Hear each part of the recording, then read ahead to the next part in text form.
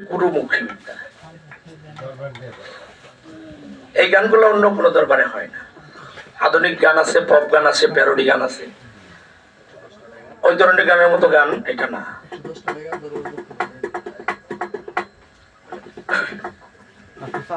শুনিয়া বাসার দানের গান সন্তোষল বর্তমান দরবারের গতিশীল সেই বাজানের দরবার থেকে তাকে অনেকগুলো টাকা করেছে সম্মান।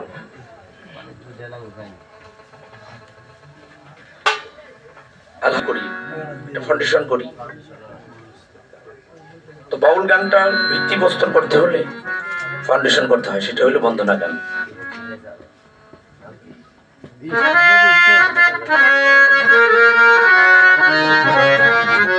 হযরত শামসুল ফকির সাহেব তার দরবার থেকেই আরো অনেকগুলো টাকার মাধ্যমে দোয়া করেছেন।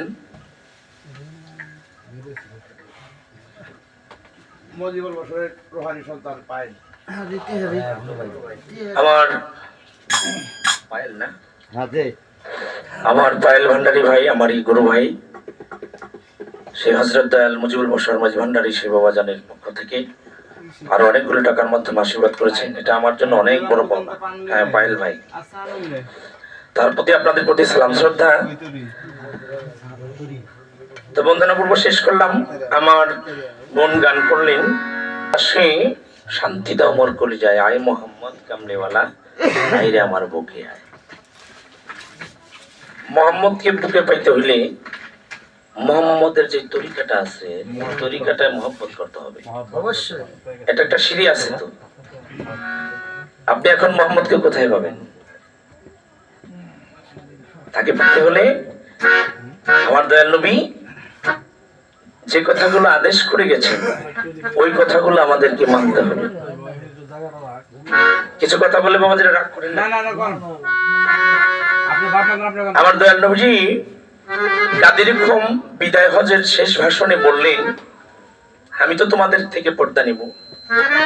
একথা শুনে কিছু সাহাবারা হাওমাও করে কেঁদে উঠলেন যে আপনি যদি চলে যান তাহলে আমাদের মনের কথা আমরা কার কাছে বলবো? দয়াল নবী বললেন, আহলে বায়াত, আহলে বায়াত, আহলে বায়াত। আব্দুল্লাহ ইবনে আব্বাস বললেন, আহলে বায়াত শব্দটা আমরা বুঝি না। দয়াল নবী বললেন, আহলে শব্দের অর্থ আমার পরিবারবর্গ, বায়াত শব্দের অর্থ আমার পরিবারের হাতে হাত দিয়ে বায়াত হওয়া। তখন বললেন, পরিবার কারা? দয়াল নবীজি মঞ্চের মধ্যে কয়েকগুলা উটের গদি একত্রিত করে মঞ্চের মধ্যে যখন ছিলেন, তখন ইয়েমেনের একটা কালো চাদর গায়ে দেওয়া ছিলেন। মাওলা আলীকে ডাকলেন, ইমাম হাসানকে ডাকলেন, ইমাম হুসাইনকে ডাকলেন, মা ফাতেমাকে ডাকলেন। মা আয়েশা বললেন, আমিও আসি। দয়াল নবী বললেন, তুমি পরিবার না, এটা বাহ্যিক জগতের পরিবার, কিন্তু রুহানি ভাবে। তাই তখন এই কালো চাদরে আবৃত এই 5 জন লোক, আমরা যাকে পাক পাঞ্জাতন বলে চিনি। পাক অর্থ পবিত্র, পাঞ্জা মানে 5, তন অর্থ দেহ। এই 5টা পবিত্র দেহ, এটাকে কেউ ভাগ করতে পারবে না। এটা হলো মাওলার জাতি নূর। তো এর নবী বললেন, তোমরা যারা আমার হাতে হাত দিয়ে বায়াত হয়েছো, আজ থেকে মাওলা আলীর হাতে হাত দিয়ে তোমরা বায়াত হবে। মান কুনতুম ফাহাজা আলিউল মাওলা, আজ থেকে আমি যার মাওলা, আলীও তাদের মাওলা। এই কথাটা যারা মানে না, তারা আসলে প্রকৃত মুসলমান।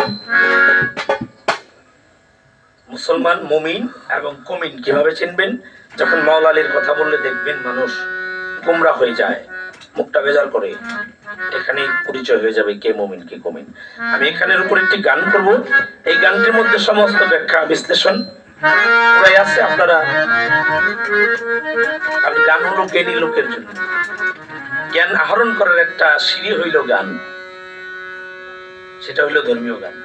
ধর্মীয় গান তো সব জায়গায় হয় না বাবা। ও টুনির মা ঠোনা টুনি কথা শুনে না, এটাও তো গান, কিন্তু এটা তো ধর্মীয় গান না। ধর্মীয় গান হলো এখানে যেখানে কিছু বোঝা যায়। তাই হাকিকতের কথা আমি বলে যাই, কেউ ভালো বলুক কেউ মন্দ বলুক, আমি বন্দনা গানেই বলছি, কি আসে যায় কে কি বলুক। তো ভুল ত্রুটি সকলে ক্ষমা করবেন, আমিও ভুলের ঊর্ধ্বে না।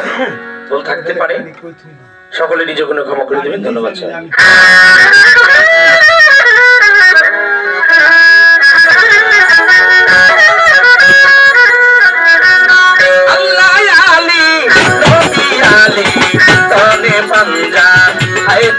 আমার নবী যার মাওলা, আলীও তার মাওলা, বলছেন নবী সুর করি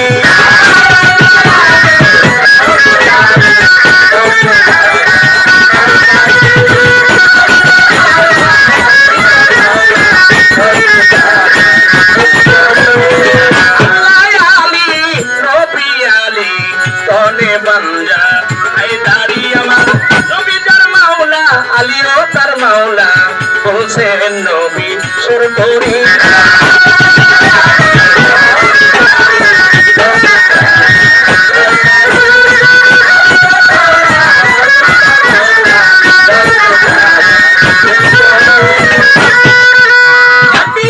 গাদি রেখো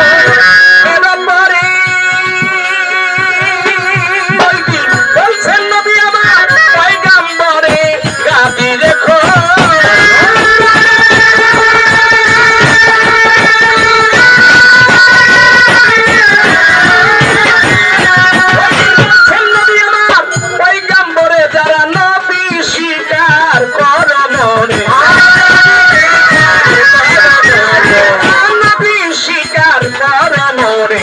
সেই নবীর আলী হয় পেশাদারি।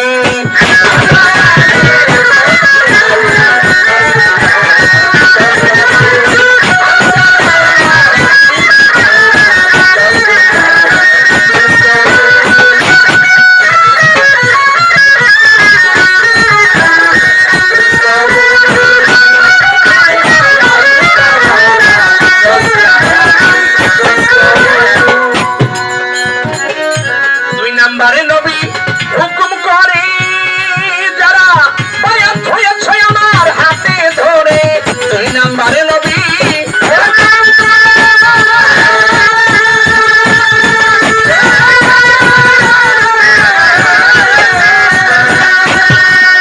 তারা বায়াত হয়েছে আমার হাতে ধরে, তারা প্রত্যেকেই হয়েছে আলীর বায়া,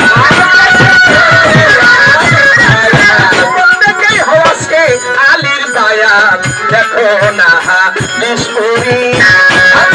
আলী নবী আলী কনে পাঞ্জা হায়দারি আমার নবী যার মাওলা, আলীও তার মাওলা, বলছেন নবী সুর করে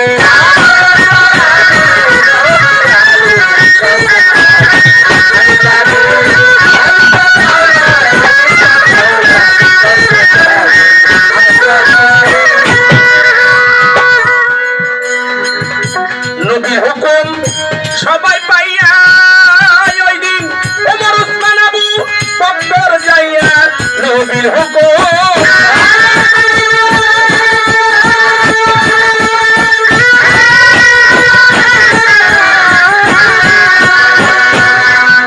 ওই দিন ওমর উসমান আবু বকর যাইয়া তারা প্রত্যেকেই হয়েছিল আলীর ভাইয়া, সেদিন আলীর বায়াত দেখো না নিষ্ঠুরি।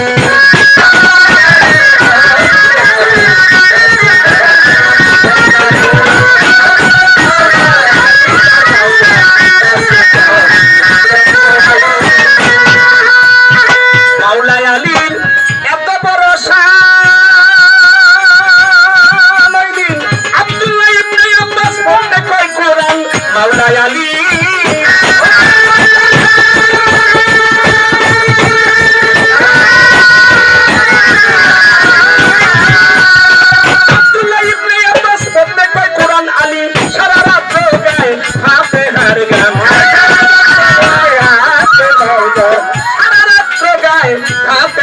গান মারি পথের ভান্ডারে, আলী নবী আলী সঙ্গে দাদা রঙ্গরে, নবী তার মাওলা আলী তার মাওলা, সঙ্গে দাদা রঙ্গরে।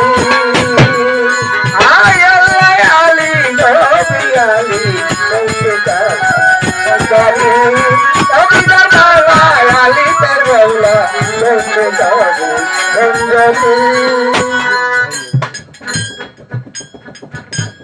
আব্দুল্লাহ ইবনে আব্বাস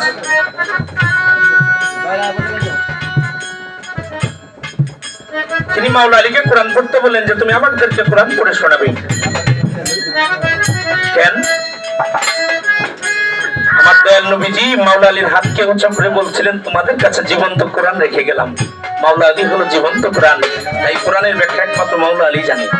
এর জন্য মাওলা আলীকে বললেন কোরআন পড়ে শোনাইতে। আজকে যেমন রোজ আমরা অনেকে আসছি গান শোনার জন্য, এরপরে এরকম একদিন সবাই বসলেন, মাওলা আলীকে কোরআন পড়তে বললেন। মাওলা আলী বললেন আউযু বিল্লাহি মিনাশ শাইতানির রাজিম বিসমিল্লাহির রহমানির রহিম আলহামদুলিল্লাহি রাব্বিল আলামিন আর রহমানির রহিম মালিকি ইয়াউমিদ্দিন ইয়াকা না'বুদু ওয়া ইয়াকা নাস্তাঈন ইহদিনাস সিরাতাল মুস্তাকিম সিরাতাল লাযীনা আন'আমতা আলাইহিম গায়রিল মাগদুবি আলাইহিম ওয়ালাদ-দাল্লিন। এইভাবে পড়তেই ছিল, ফাতিহা পড়তেই ছিল। আব্দুল্লাহ ইবনে আব্বাস ডাক দিয়ে বলে আলী তুমি তো বারবার ফাতিহা সুরে পড়ে যাচ্ছ, সারা কোরআন আমাদেরকে কবে শোনাইবে?